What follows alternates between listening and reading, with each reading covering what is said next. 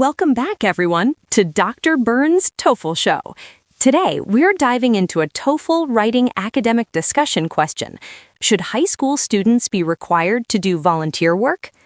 In the prompt, two students share their opinions. Claire says yes, because volunteering promotes civic spirit. Paul says no, because it adds more stress for high school students. Here's the key. You should not simply repeat their ideas. You need to express your own position and support it with your own reasons and examples. Your response should contribute something new to the discussion. That's what earns a top score. When you begin your response, you can either use the student's ideas as a starting point for your own argument or develop your own ideas entirely. Let's start by looking at the idea that mandatory volunteering might not be a good idea for high schoolers. Paul already gives a strong reason. It adds extra stress to students who already have homework, part-time jobs, or other commitments. What other strong ideas could support this position? One powerful point is that mandatory volunteering does not make sense conceptually. Volunteering, by definition, is based on free choice, but mandatory means there is no real free will. You can then build on this by arguing that high school students need time to explore what matters to them and pursue their own interests. This response responds without mentioning Paul. I don't think high school students should be required to do volunteer work. Forcing someone to volunteer is inherently paradoxical. After all, volunteering should come from a place of true desire to help others. And if that desire isn't there, the act loses its meaning. Mandatory volunteering is especially problematic for high school students who are already juggling demanding academic schedules, extracurricular activities, and often part-time jobs. This is a crucial period for them to explore their own interests and passions. And adding a mandatory volunteering requirement simply piles on more stress and takes away precious personal time. When it's forced, volunteering can quickly turn into a chore rather than a meaningful act, diminishing the sense of personal reward and community spirit it's meant to foster. This response incorporates Paul into its argument. I agree with Paul that high school students should not be required to do volunteer work.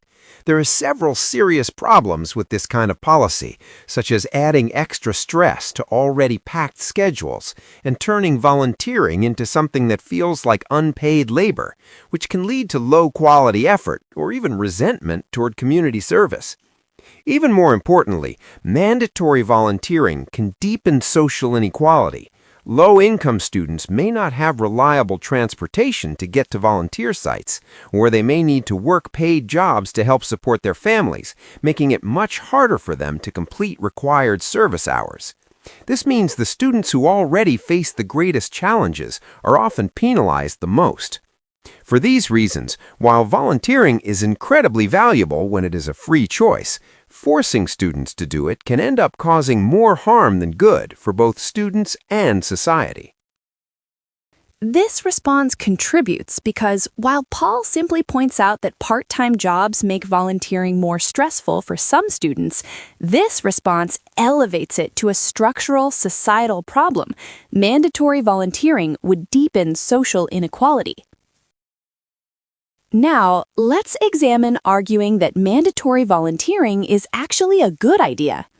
Use an insightful personal example that led the writer to see the value of mandatory volunteering.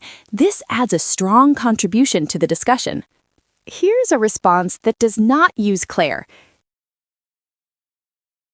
I believe that requiring high school students to volunteer can be a good idea, since it can help them gain experiences that they might never have otherwise. For many students, this initial push is exactly what they need to discover a passion or sense of purpose. I know this from personal experience. I initially hated the idea of mandatory volunteering and saw it as just another chore. But when I reluctantly started volunteering at a local animal shelter, everything changed. The reward was incredible. I discovered a profound sense of purpose in caring for the animals.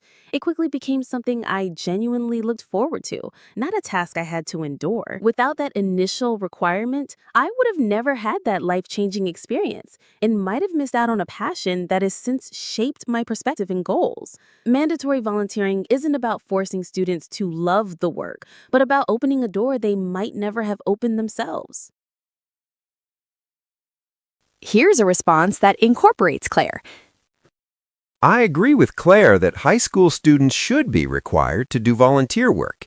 Simply stepping outside of academics and doing something different already provides valuable real-world experience. However, in my view, the most important benefit is its positive effect on students' well-being. More than ever, the influence of social media has become overwhelming. On platforms like Instagram, many students constantly compare themselves with others. This kind of pressure can seriously damage young people's mental health. When students volunteer, they meet real people who need help and realize that life is not just about popularity or showing off success online. Volunteering helps them feel grateful and develop empathy for those who are less fortunate. These qualities of gratitude and empathy are among the most important foundations for mental well-being. This response contributes because it adds an entirely different benefit than Claire's. Mandatory volunteering can promote high school mental health in the era of social networks.